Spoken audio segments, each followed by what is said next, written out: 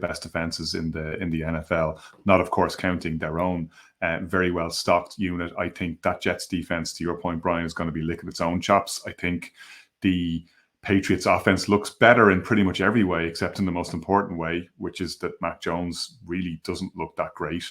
We always knew the ceiling was relatively low there, but in year one, the floor was perhaps a lot higher than we would have expected for a rookie quarterback, which gave people what I think now has turned out as we enter year three to have been a little bit of false hope. I think the Jets will be really looking to get after them. I think they'll make it messy. I still think the Patriots have just enough on both sides of the ball to get over the line, though, because Wilson is just so poor. That Wilson to Wilson connection where he got that one throw through the tight window makes you think, oh, maybe if you can just stay clean, to your point, maybe if you get a measured game from him. I just don't think it's in him, and I certainly don't think the Patriots are going to let him have that in this particular game. I think the streak stays alive. All right, this is part 3 of our preview of the Week 3 games on the Irish NFL Show. For all of our podcast listeners, please check out all the other 3 previews where we get to all of Sunday's and Monday's games, wherever you get your podcasts. And we'll just also add, if you like what you hear, can we give you a gentle encouragement to please review and rate the show? That really helps boost our visibility on the podcast platforms and it helps others to find us. And wouldn't that be a great thing if we could welcome more to the Irish NFL Show family? Right, in the mid-evening slate of games, we have the Saints at Packers first up. Colm, the Saints, as Brian predicted before the start of the season, let's give him his flowers, really looking to roll. Derek Carr even feeling magnanimous enough to text Josh McDaniels, he said, congratulating him on their win against the Broncos in game 1 of the season, underlining Derek Carr's leadership credentials. I know we're all big fans of Derek on the show. Did the Saints get to 3-0 here, or did the Packers, who have looked pretty tight with Jordan Love, despite their injuries on the offensive line, find a way to get it done in what is their home opener? Their first 2 games of the year, of course, have been on the road. Well, can I just say, firstly, the Derek Carr piece was hilarious because he says about congratulating on beating the Broncos, just like we did last year and the year, and then he stops himself because he realizes how bad that's going to seem. But much like the Chiefs, it's only a rivalry when there are 2 teams involved. Anyway, moving on from that, this one, the lyrics that came to mind: our house that has a crowd, there's always something happening and it's usually quite loud. I think you can apply that to both of these teams. Both fantastic at home, fans always show up, but 2 completely contrasting stadiums. Lambeau in the middle, cold and known for being kind of inhospitable in terms of the weather. Compare that to New Orleans and the Dome there, and the way in which they go about their business. This is a really interesting game because the Saints defense, I think, has been really good, and that's ultimately what's done it for them. If Aaron Jones is fit, then I would go Packers because I just think that they'll have enough, but I don't know at the time of recording if he will be. And he was back, but he was limited, and Christian Watson wasn't back. And that's I suppose where I have a concern, because I do think that the Saints will be able to get pressure on the Packers. I am very torn on this game, but ultimately, let's go. It's Thursday. He's limited, but let's say Aaron Jones plays and the Packers, because they're at home, win. But I say that probably with the least conviction of any game this weekend. Does Love make the Lambeau leap for you, Brian, or is it the Saints to keep marching on? It's the Saints to keep marching on for me, and I think it's a critical game in the season, albeit week 3, because Alvin Kamara returns from his suspension next week. So if the Saints were to get to 3-0 without having arguably their best running back there, I think that would be a huge piece in terms of just putting themselves in a prime position to go and win this division. They've conceded 15 points on defense and 17 respectively in 2 games. And when we did our season preview, we touched on how strong this defense would be. And Colin rightly called it out that, there's so many aging players there that has to be this year. If it's not going to be this year, the window of opportunity for this defense is gone. But we've seen so far that they are playing the likes of the defensive schemes that Adam would like to see from them. Derek Carr hasn't set the world alight so far.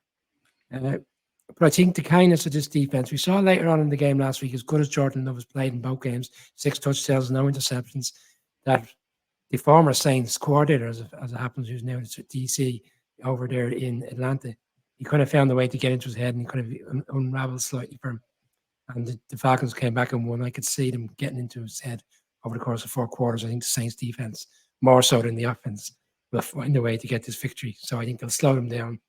I mean, the Saints will do enough to go to 3-0, but tight game. But I still think the Saints will come out the right side of it.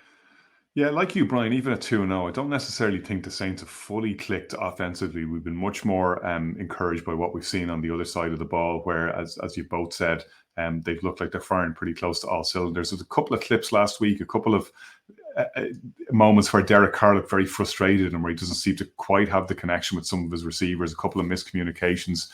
Obviously, Olave looks amazing and they've got plenty of weapons. And when they get going, they're very dangerous. I'm kind of loath to pick against the Packers in their home opener. I've got plenty of scars from visits to Lambeau for the Bears over the years, but it's hard to know how good they are either.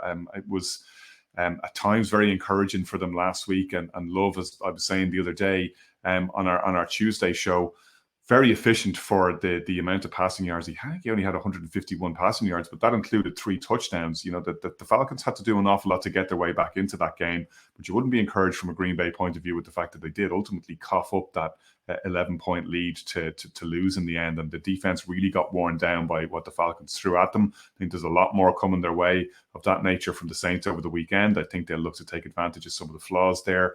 That Packers O-line obviously dinged up. You know, when has that not been the case realistically for them over the last 2 seasons? Bakhtiari gone again. Jenkins left the game early last weekend as well against the Falcons. And that is a big concern for them.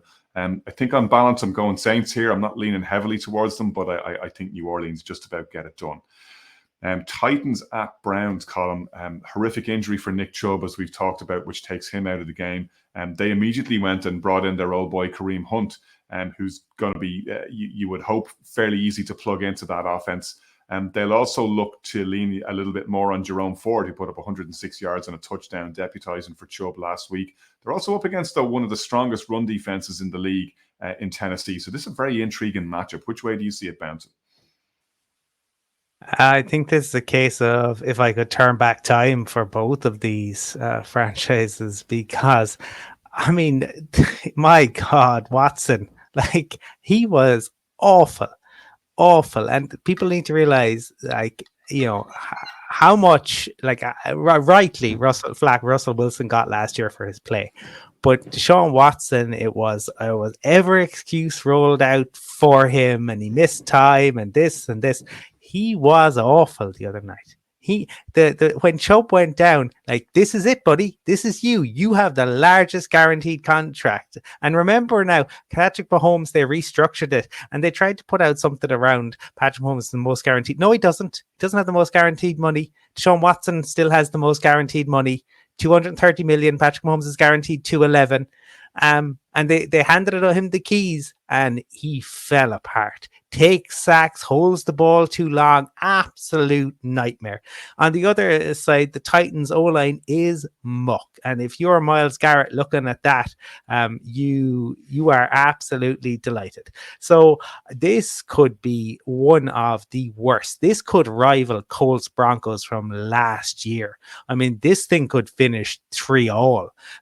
You know, there could be more goals in some of the League 2 games this weekend. I don't have faith in either of these teams. I really don't. I have probably more faith in Mike Vrabel than anyone else, and for that reason, I'm going to go with the Titans. But again, like, the Browns should feast in terms of being able to get to Tannehill. I just don't think they'll be able to score points. Yeah, I'd agree. I have to say, before we bring you in, Brian, it's V for Vrabel, V for victory for me. I thought last week, Titans-Chargers game, it was like exactly on brand for both of those teams. Titans just tough every week. They show up and they find ways to get it done, even in tight spots. I think they'll be greatly encouraged by what they saw from Deshaun Watson last week. I mean, you look at him at times and think, did you throw a ball? Did you do any running or any conditioning while you were off? He actually doesn't even look fit. It's extraordinary how ponderous he is, even when he's running. He just does not look like the Deshaun Watson that convinced the Browns to part with all that guaranteed money for such a flawed character. It's win or bust for them, and it looks like bust for me on Sunday. Brian, what do you reckon? He did run in a touchdown in the opening game, guys. Just let's not forget that he is capable of having gone off in one. I know he's not Lamar Jackson anymore. He does have a turn of legs, so he may not be throwing the ball at the accuracy or the conviction which we saw back in the day in Houston, but he still can use his feet. He scored a number of touchdowns, and I would trust him more than Tannehill offensively. Yeah, I agree. I think it'll be a low-scoring game. I think defenses will by and large be on top, but I don't trust Tannehill on the road whatsoever. He threw three picks, in New Orleans 2 weeks ago. And I think it's what we're seeing last year. Common team. He seems to be comfortable playing at home and he struggles on the road. And I think this game on the road is going into Cleveland isn't easy. We saw it in week 1 with the Bengals. I think the Browns get back to winning ways. I think the Browns will be ruining that game on Monday because we spoke about the Steelers offense and the fact how poor it was, and in particular the numbers in which they put together in the fourth quarter. And despite the frailties of how Deshaun Watson performed, I still think they look at it and go, bearing in mind how much they got out of the running backs that came in and stepped in on the night, that they didn't find a way to win that game. Be huge disappointed. I think they rebound on Sunday. I think Jim Schwartz will have a nice job ready for Tannehill. Derrick Henry hasn't gone over 100 yards in either game yet. Is he tailing off? You're talking about run defense. I think the Browns have a strong enough run defense to handle him. Browns to win a close one. Nothing we want to be watching all night long. Stick to the red zone. Browns come out on the right side of it. Yeah, maybe a slightly more entertaining one in the first of the 9 o'clock games, Colin, where the Panthers travel to Seattle to take on the Seahawks. Panthers, of course, still looking for that first win. Bryce Young, of all the rookie quarterbacks, probably had the most difficult start. I don't want to be unfair to him. He's also in a tricky enough spot with relatively little around him in terms of playmakers. In fact, an awful lot more resting on his shoulders than you'd be comfortable with from a rookie point of view. And Seattle, not the easiest place to go to if you're in his position. Phil Collins saying that you can't hurry love, but you can hurry Geno Smith if you're Aaron Donald. It's a game where it looks like Bryce Young won't play. That seems to be almost confirmed that he's an ankle injury and they don't want to risk it. And why would they ultimately? Because they're not going anywhere this year. It's about getting Bryce Young up to speed so that he's right for next year. They ended up having to give up so much over the past few years in their search for a QB that they couldn't put proper weapons around him, and we're seeing that. So Andy Dalton will play. They don't have enough, and if the Seahawks show up in the way in which they did last week, I think it will be a much more comfortable game for them. But we saw week 1, I think the Seahawks were a little complacent. Hopefully that has shaken that out of them, and I expect them to get above 500 after this game on Sunday. Brian, do you see a way for the Panthers to get it done with the Red Rocket at the helm? Absolutely not. For those who don't know yet that are watching, we do it. We now have a segment on the AK Bets weekly betting podcast with you, Carl, from RTE. And I was on that this morning and I was asked, what is the banker of the weekend? And I said Seattle to cover the handicap, which is in the region of 5.5 to 6 points. Even with Andy Dalton playing or without Andy Dalton, with Bryce Young, for me, this is the game for Seattle. What we thought we were going to see 2 weeks ago against the Rams, it'll be on Sunday. We saw it last week. In the second half, they put up 30 points in the second half last weekend. I know the game went to overtime. It was obviously the delayed touchdown. That's some number to put up in the second half when you've underperformed in the first half. We were talking about the Giants in Arizona. Like that's a huge credit to the Seahawks team to put it up against a Lions team that a lot of people think are only going in one direction. That's the playoffs. And we thought this defense was back on track. Panthers have struggled in both games. For me, we saw it in the Falcons game. Bryce Young was off. It's a difficult task for Andy Dalton to go in there. Having not played this year all day, Seattle. I'd be absolutely stunned. We've had a couple of moments over the past 3 or 4 years on the show where we've come into the Monday or Tuesday recap as we do it now, and we're flabbergasted by results. This would be one for me. I think Seattle will come out convincing winners on Sunday.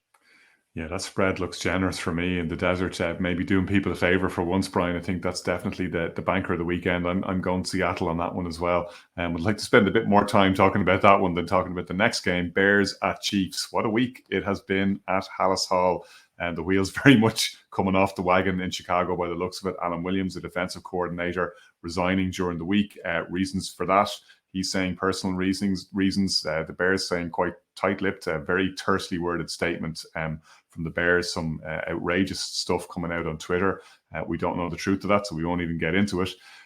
Justin Fields intentionally or unintentionally throwing the coaching staff under the bus and having to walk back some comments at his locker room. Matt Eberflus and the GM, Ryan Poles, to their credit, coming to Fields' defense and saying, look, everyone's on the one page here, but it certainly hasn't looked that way for the first 2 weeks of the season. Handled by the Packers in week 1, beaten again by the Bucs, making Baker Mayfield look like Tom Brady in week 2. And the Bears definitely the kind of team that you want your quarterback going up against if he needs to feel good about himself. Not that Patrick Mahomes needs a confidence boost, but going into this one, find it hard to see it being anything other than a mauling. There's always that sense in the back of your head that maybe this is a game where it puts it up to Chicago when they've got no pressure on their shoulders and they come in and they surprise people and maybe keep it tighter. Don't see any way for them to win though this weekend. Even if things have been going better over the first 2 weeks of the season, I don't think I'd have had this one penciled in as a W as a Bears fan, and I see no reason whatsoever over the past 7 days to change my mind. Bears drop to 0-3, Chiefs go rolling. Brian, what do you think? Oh, it's one of those when the world is against you and the world is caving in, and every NFL analyst and media outlet and fan thinks this is a shoe in, and the handicap is 2 touchdowns and the Chiefs. It's only how many points the Chiefs are going to win by. The team comes out battling and they outperform everybody's expectations, and I could see that happen potentially for a half, and then the Chiefs find a way to just get the only thing in this game is complacency. That's the only way in which the Chiefs don't win this game. With all due respect to the Bears and what the Bears have, if the Chiefs come out and think this is one of those games. We've seen it in the NFL many a time. Teams take the foot off the gas, think it's a home run game before they even go out there.